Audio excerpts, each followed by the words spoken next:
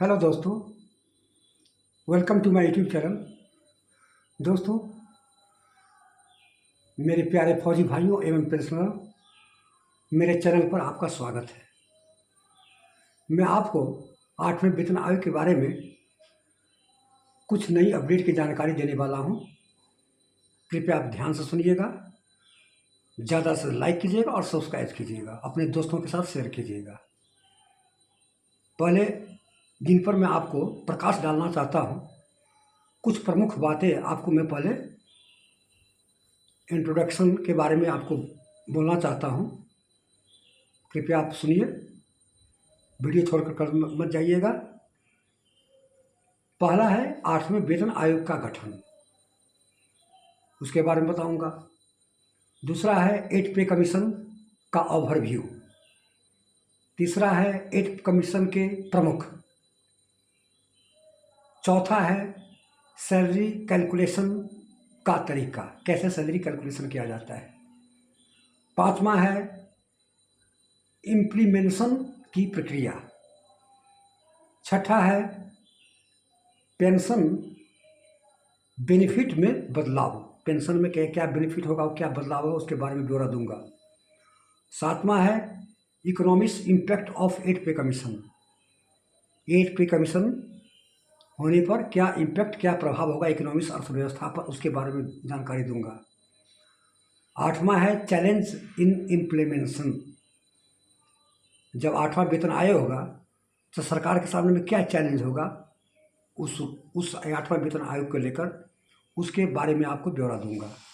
तो दोस्तों, कृपया आप ध्यान से सुनिए, ज़्यादा लाइक कीजिएगा, सब्सक्राइब कीजिएगा। तो दोस्तों एवं प्यारे फौजी भाइयों एवं पेंशनरों, पहला है कि 8वें वेतन आयोग का गठन के बारे में आपको विस्तृत जानकारी देने वाला हूं। 8वां वेतन आयोग केंद्र सरकार सभी कर्मचारी को देगी तोहफा, आपका कितना बढ़ेगा। 8वां पे कमीशन की मंजूरी, सरकारी कर्मचारियों को मिलने वेतन में बड़ा इंक्रीमेंट होगा।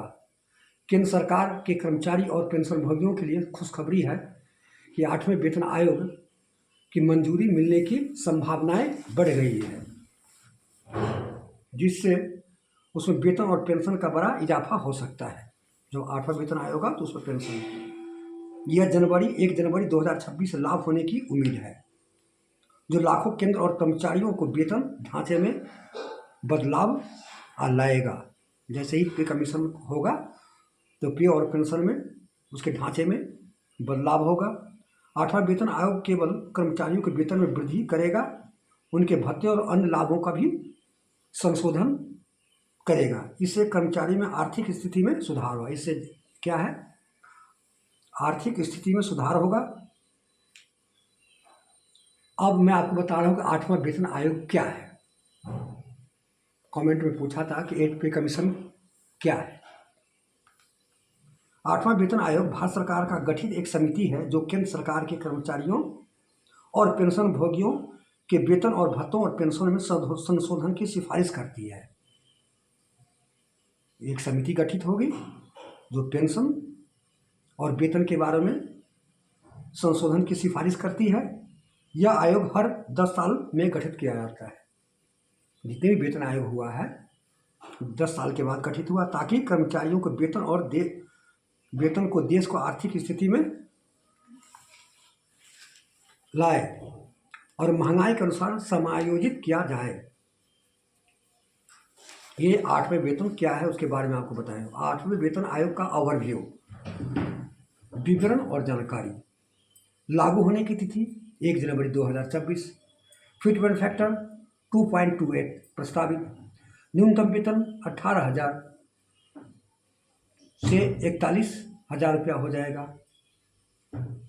और न्यूनतम वेतन में वेतन वृद्धि लगभग 34.1% की वृद्धि होगी। जो 8वां वेतन आयोग गठित होगा उसमें 34.1% की लाभार्थ केंद्र सरकार के कर्मचारी और पेंशन भोगियों अब महंगाई भत्ता 2026 तक 65% तक पहुंचने की उम्मीद है। 65% 2026 तक जा सकती है DA। तो ये दोस्तों, ये मैं आपको बताया हूँ। अब तीसरा है 8वें वेतन आयोग के प्रमुख प्रस्ताव। 8वां वेतन आयोग का प्रमुख प्रस्ताव क्या है? न्यूनतम वेतन में वृद्धि वर्तमान 18,000 से बढ़कर 41,000 रुपया हो जाएगा। न्यूनतम वेतन है जो 18,000 है, उसको बढ़ाकर 41,000 रुपया हो जाएगा।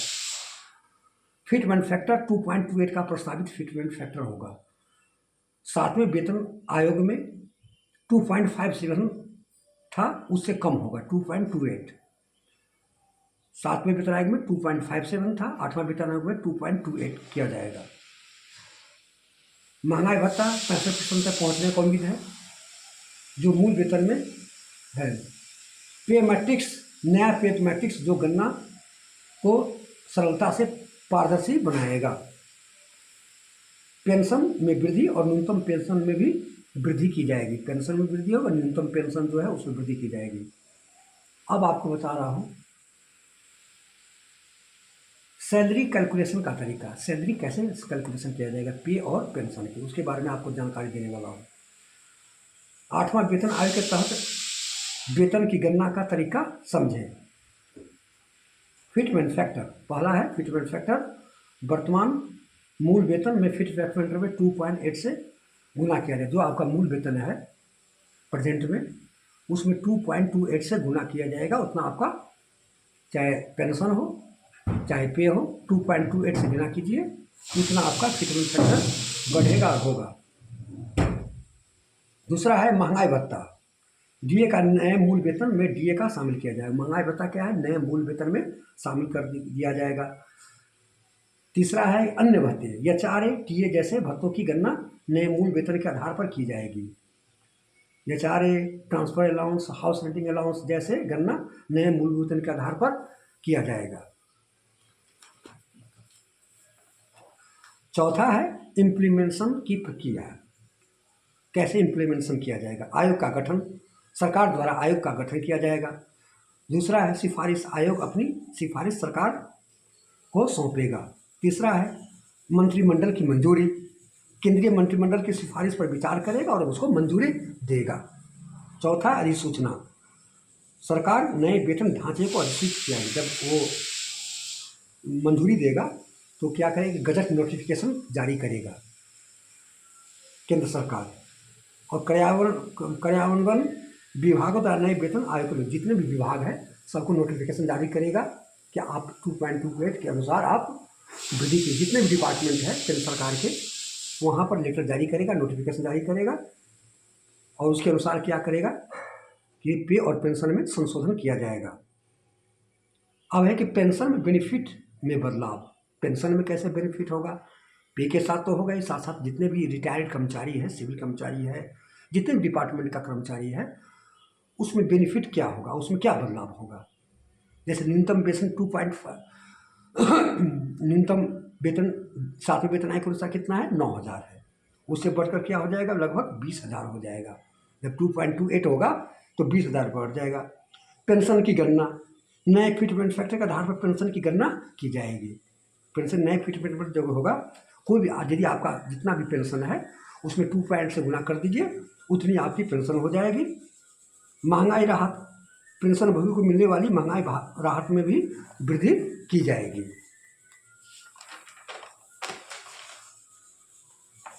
तो दोस्तों, ज़्यादा लाइक कीजिएगा, सब्सक्राइब कीजिएगा।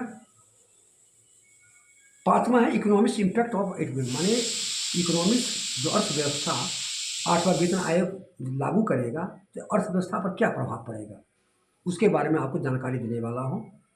8वां वेतन आयोग की देश की अर्थव्यवस्था पर व्यापक प्रभाव पड़ेगा। मांग में वृद्धि होगी, बढ़े हुए वेतन बाजार में मांग बढ़ेगी।